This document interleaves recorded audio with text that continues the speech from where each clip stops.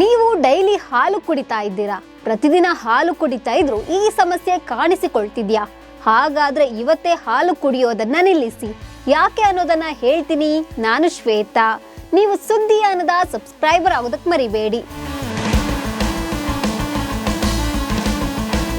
ಹಾಲು ಕುಡಿಯೋದು ಆರೋಗ್ಯಕ್ಕೆ ಒಳ್ಳೆಯದು. ಹಾಲು ಕುಡಿಯೋದ್ರಿಂದ ದೇಹಕ್ಕೆ ಶಕ್ತಿ ಸಿಗುತ್ತೆ, ಮೂಳೆಗಳು ಗಟ್ಟಿಯಾಗುತ್ತೆ. ಹಾಲಿನಲ್ಲಿ ಅಗತ್ಯ ಪೋಷಕಾಂಶಗಳಿವೆ ಅನ್ನೋದು ಎಲ್ರಿಗೂ ಗೊತ್ತಿರೋ ವಿಚಾರ. ಆದ್ರೆ ಹಾಲು ಎಲ್ಲರಿಗೂ ಒಳ್ಳೆಯದಲ್ಲ. ಹಾಲು ಕುಡಿಯೋದ್ರಿಂದ ಕೆಲವರ ಆರೋಗ್ಯ ಹಾಳಾಗುತ್ತೆ.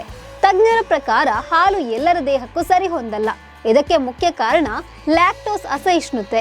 ಈ ಸ್ಥಿತಿಯಲ್ಲಿರುವ ಜನರಲ್ಲಿ ಲ್ಯಾಕ್ಟೇಸ್ ಕಿಣ್ವ ಕಡಿಮೆ ಮಟ್ಟದಲ್ಲಿರೋದ್ರಿಂದ ಹಾಲನ್ನ ಜೀರ್ಣಿಸಿಕೊಳ್ಳಲು ತೊಂದರೆಯಾಗುತ್ತೆ.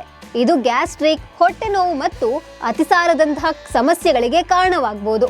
ಕೆಲವರಿಗೆ ಹಾಲಿನ ಅಲರ್ಜಿ ಅಥವಾ ಲೋಳೆ ಅಥವಾ ಕಫದ ಸಮಸ್ಯೆ ಕೂಡ ಕಂಡು ಬರುತ್ತೆ. ಇದು ಶೀತ ಸಂಬಂಧಿತ ಅಥವಾ ಉಸಿರಾಟದ ಸಮಸ್ಯೆಗಳನ್ನ ಇನ್ನೂ ಹೆಚ್ಚಿಸುತ್ತೆ. ಜೊತೆಗೆ ಜೀರ್ಣಕ್ರಿಯೆ ಸಮಸ್ಯೆ ಇರುವವರಿಗೂ ಇದು ಒಳ್ಳೆಯದಲ್ಲ. ಕೆಲವರಲ್ಲಿ ಹಾಲು ಸೇವನೆಯಿಂದ ಚರ್ಮ ಸಂಬಂಧಿತ ಸಮಸ್ಯೆಗಳು ಉಂಟಾಗಬಹುದು. ಅದರಲ್ಲೂ ಎಣ್ಣೆಯುಕ್ತ ಚರ್ಮ ಇರುವವರಿಗೆ, ಮೊಡವೆಗಳಿಂದ ಬಳಲುತ್ತಿರುವವರಿಗೆ ಒಳ್ಳೆಯದಲ್ಲ.